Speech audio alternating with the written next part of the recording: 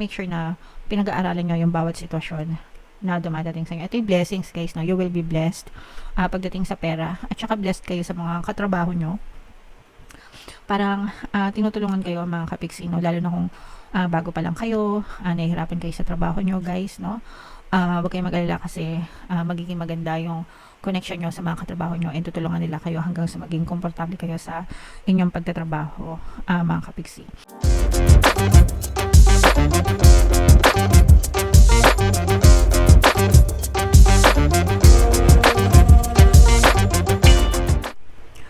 Hello guys, hello Sagittarius. Welcome back to Pinoy Pixie Tarot. Ang pamagat ng episode natin for tonight is full moon kapalaran para ngayong January to February para sa Sagittarius, Sun, Moon, Rising Sign, and Venus. Yung ating full moon guys ngayong January ay sa January 13. Tapos yung next na full moon naman natin ay sa February 12 guys. So ang reading na to ay para sa period na yan. And ang pamagat ng ating full moon ngayong January ay wolf moon mga kapiksi. So napakaganda ng message para sa inyo. Ito yung ating moon message for you guys. It's time to take action. Kilos-kilos guys, no? Kilos-kilos. Para magkaroon ng pag-unlad at pag-asenso yung ating buhay, kailangan marunong tayong kumilos mga kapiksi. Kaya nga meron tayong kasabihan na nasa Diyos ang awa, nasa tao ang gawa, diba? Syempre kailangan nating magdasal dahil kailangan natin ng tulong ng nasa taas, pero kailangan kumikilos din tayo, uma-action din tayo mga kapiksi, no? Sa ating physical reality, and of course kailangan sinasabayan niya ng positibong mental diet. Yung action, hindi lang action sa pagkilos, kundi action din sa pagdadasal and action sa pagkakaroon ng positibong mental diet. Dapat lahat yan ginagawa nyo mga kapiksi para talaga makita kayo ng mga magagandang resulta dun sa mga bagay na hinihiling nyo or dinadasal nyo mga kapiksi. Alright? Attune to the moon guys. Don't even think about giving up. Wag na wag susuko mga kapiksi, no? Habang may buhay, may pag-asa, habang humihinga pa tayo, habang kaya pa natin guys, kayang-kaya talaga natin yan. Kaya wag na wag kayong susuko mga kapiksi. Additional meanings for this card guys: do your best and be happy with that. Wag nyong pagsisihan, no? Basta ginawa nyo. Tsaka pag kumilos naman kayo guys, hindi kayo agad-agad makakita ng evidence, no? Manifestation is always working, pero yung evidence may delay yan sa physical reality. Pero hindi porket hindi kayo nakakita ng evidence, it doesn't mean na hindi nagwo-work yung manifestation nyo. Guys, it's always working. The universe is always working to give you your desires. Basta do your best, no? Gawin mo lahat ng mga kaya mo and maging masaya ka, no? And know and understand na evidence will always come up to you mga kapiksi. Avoid being brash right now. Wag magmadali, wag maging atat, wag padalos-dalos, no? Kailangan palaging kalmado, guys. You need a 12-month plan. Saktong-sakto ngayong January, mga kapiksi, no, yung plan nyo para sa buong taon, di ba? Para ma-reach yung mga goals nyo, yung mga desires nyo, mga kapiksi.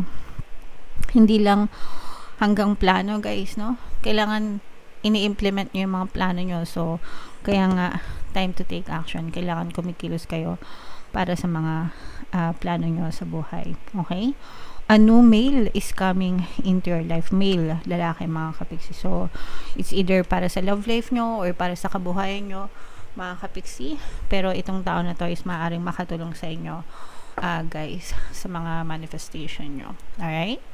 Okay, so comment down below Sagittarius if feeling nyo nakaresonate kayo dyan sa message na yan. Tingnan natin yung ganap sa inyo ngayong full moon season, Sagittarius. Shuffle natin to. Habang sinushuffle ko to, panoorin nyo muna yung video natin regarding sa ating paano mag-manifest ng abundance video course. Kapiksi, sawa ka na ba sa mga struggles at hirap sa buhay mo? Masipag ka ba at masikap sa buhay ngunit hindi ka pa rin umaasenso? Ilang beses ka na bang nag-attempt mag-negosyo at mag-invest pero palagi ka pa rin nalulugi? Sa pagkakataon na ito ay maaaring may subconscious beliefs ka na nagiging balakid sa iyong pag-unlad at pagyaman. Introducing, paano mag-manifest ng abundance video course. Dito ay matututunan mo ma-overcome ang mga balakid mo para tuluyan ka ng umunlad, umasenso, sumagana, maging matagumpay, successful at maswerte sa iyong kabuhayan, pera, trabaho, negosyo, salapi at kaperahan ng bonggang-bongga. Dali, mag-send na ng email sa pinoypixietaro@gmail.com at simulan na ang iyong pagyaman ngayon. Alright, so sa lahat ng gusto mag-avail ng course guys, yung promo natin ngayong New Year, magbibigay tayo ng 10% discount until January 31, kaya mag-avail na kayo. And meron din tayong bagong course guys, paano mawala ang third party at magkaroon ng harmonious na relationship para mawala yung mga kabit ng mga jowa nyo guys. 10% discount din yan until January 31, kaya mag-avail na kayo mga kapiksi. So, Sagittarius guys, kayo ay represent ng King of Wands. Ito yung ating moon energy. Ito ay both positive and negative mga kapiksi. Meron ditong presence ng earth sign, Capricorn, Taurus, Virgo, at saka water sign, Cancer, Pisces, Scorpio. So, for some of you, maaari may ganyan kayo sa inyong natal chart, or you may be dealing with other people na may ganyan sa kanilang natal chart. Unahin muna natin yung negative mga kapiksi. Maaring maloko kayo sa pera, ma-scam sa pera mga kapiksi, kaya medyo mag-ingat kayo. Lalo na dun sa mga nang aalok, nang aakit, mga kapiksi, pwedeng investment, guys, pwedeng negosyo or sa mga transaction din mga kapiksi, pero this is more on money scam mga kapiksi, or money betrayal guys, kaya medyo mag-ingat kayo mga kapiksi, kasi yung hard earned money nyo, yung mga pinaghirapan yung kitain, sa isang iglap lang guys, maaring mawala, no? Kaya make sure na pag-ingatan nyo kung saan kayo mag-i-invest, kung saan kayo maglalagay ng pera, kahit kakilala nyo pa. Kasi for some of you, pwedeng kakilala nyo ito, pero baka hindi rin kasi nila alam na scam yung inaalok nila, no? Sometimes ganun no, kasi naimbitahan lang din sila, naudyok lang din sila, 'di ba? Tapos inudyok lang din kayo, no? Without realizing na mali na pala or scam na pala yung pinapakalat. So mag-ingat mga kapisi, kasi medyo malaki yung mawawala sa inyo, kumbaga parang pera na naging bato pa. Okay? And for some of you, meron kayong kailangan pagdesisyonan mga kapiksi ngayong January full moon season mga kapiksi. Pwede may ginalaman sa mga plano nyo sa buhay, pero medyo hindi pa kayo desidido, no, kung anong gusto nyong gawin, kaya medyo nai-stuck pa kayo mga kapiksi. So wag kayong magmadali sa pagdedesisyon nyo. Maaaring may kinalaman ito sa inyong pangkabuhayan or sa inyong kinikita mga kapiksi. Wag kayong magmadali. Make sure na desidido na talaga kayo, or napag-isipan nyo na talaga. Make sure na nasa inyo talaga, kumbaga gusto nyo talaga, no? Kapag gustong gusto nyo talaga, tsaka kayo mag-decide, hindi yung tipong napipilitan lang kayo, kasi pag napipilitan lang kayo, maaaring hindi maging pabor sa inyo yung resulta ng mga decision nyo. Okay? Sa good side naman mga kapiksi, maaaring may magandang opportunity naman sa inyo sa kaperahan, no? Guys, so when it comes to money guys, kailangan kayo no, maingat, no? Of course maraming mga opportunities, pero nasa sa inyo na lang guys kung legit ba, I mean pag-aralan nyo kung legit ba or scam, no, yung mga opportunities na yun. Kasi may mga opportunities na sinasabayan ng mga oportunista, kaya may mga naloloko. Pero meron din naman mga legit and authentic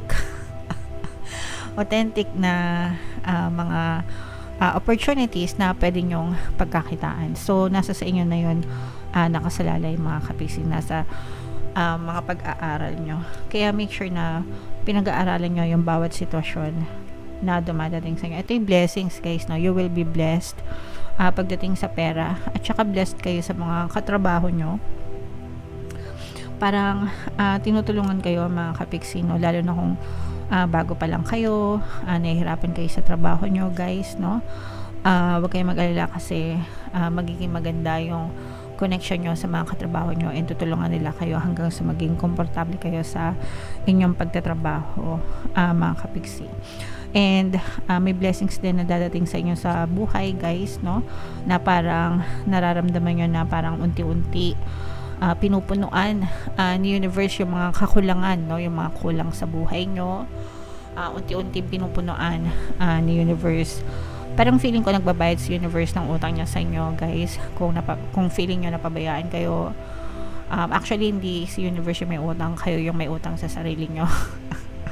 Kung pinabayaan nyo yung sarili nyo, kung hindi nyo inasikaso yung buhay nyo, kung naging irresponsible kayo, ganyan, no, parang this time mas magiging responsable na kayo and babayaran nyo yung mga utang nyo sa sarili nyo, no, mas magiging responsable, mas nakafocus, mas attentive, no, sa mga pangailangan, at saka parang natuto na kayo, hindi nyo nalulustayan yung mga biyaya na pinagkakalob sa inyo ni universe, bagkos ay aalagaan nyo and papalaguin nyo pa. So ito, guys, i-mind nyo na itong mga blessings na to, itong mga biyaya na to, mga kapiksi. And mag-ingat kayo, guys, no, again, sa pera na naman, no, sa pera pa rin, mga kapiksi, kasi baka mautangan kayo tapos hindi kayo mabayaran. So yun yung mga sinasabi natin na maaari kayong maloko sa pera, guys. And mag-ingat kayo palagi sa mga paglalabas ng pera, kung saan nyo nilalagay yung pera nyo, di ba? Kaya investment yan, kaya negosyo yan, or kaya pautang yan. Kailangan wise kayo sa pag-manage ng pera nyo, kasi sabi ko nga, guys, hard-earned money nyo yan, pinagsikapan nyo yan, kaya wag nyo din hayaan na basta-basta mawala lang sa inyo, mga kapiksi. Okay? Alright, so ito, guys, i-mind nyo na yan, mga blessings sa kabuhayan, mga magagandang opportunity. I-mind nyo na yan, guys, sa comment section, and comment down below if naka-resonate kayo.